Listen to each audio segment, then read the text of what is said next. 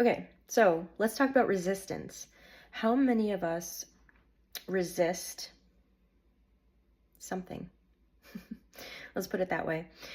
Um, I have huge hang-ups right now with resistance. I want to resist everything. And that's advice from others.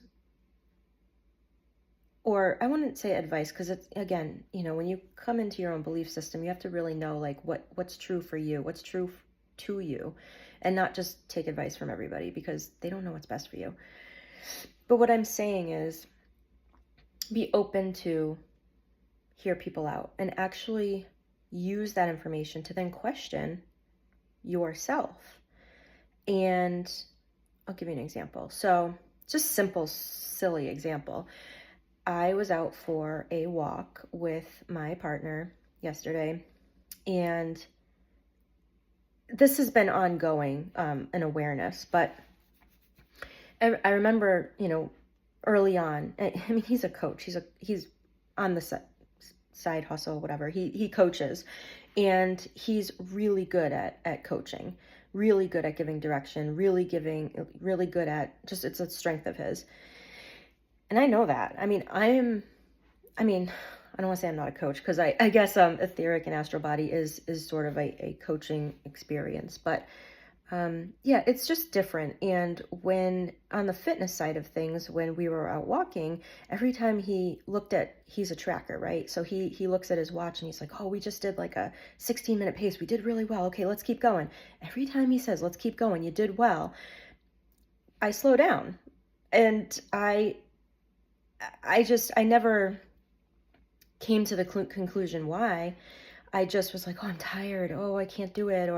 And I would say it in my mind. And it took me a year actually to discover that this is part of resistance. I was resisting based on some trigger words or based on a situation. So like even in sports, when I was in high school, the only one sport that I didn't have this happen was tennis. I love tennis. I still love tennis. I still play tennis.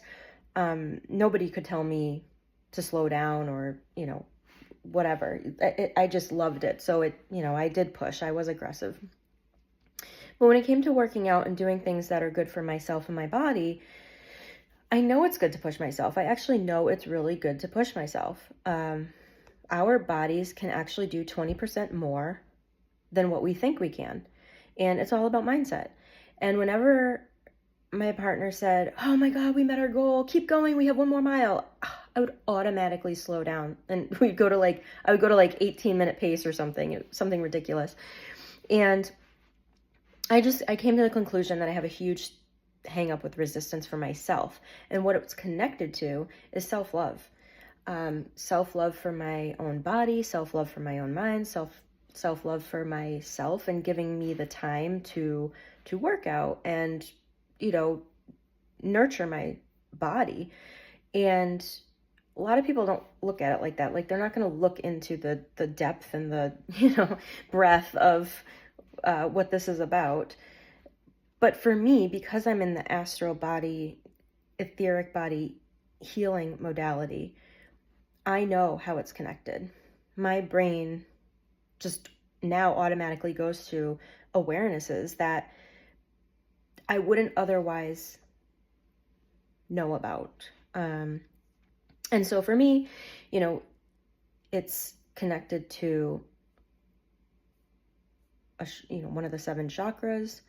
I don't want to give too much information because that'll overwhelm you, but all you need to think about is how many times in your life do you resist something? Whether your boss says, Brooke, you really should, I want you to start prospecting, outside your normal customer base. Get out of the performance sector. I want you to go to the contemporary brands. I mean, apparel manufacturing. So, for instance, and go find some of those brands and it's like, yeah, but my expertise is performance and fitness, and I'm going to stick to what I know. That's remaining in your comfort zone, but it's also a sign of resistance. So I'm just encouraging you to explore a little bit deeper so that, you know what, you can get out of what's not serving you and actually move into your greatest potential. That's really what this is about. So send me a message if you're curious, and I can help you discover and get over resistance. And you can help me as well, and I will share with you how you can do that. All right, have a good one.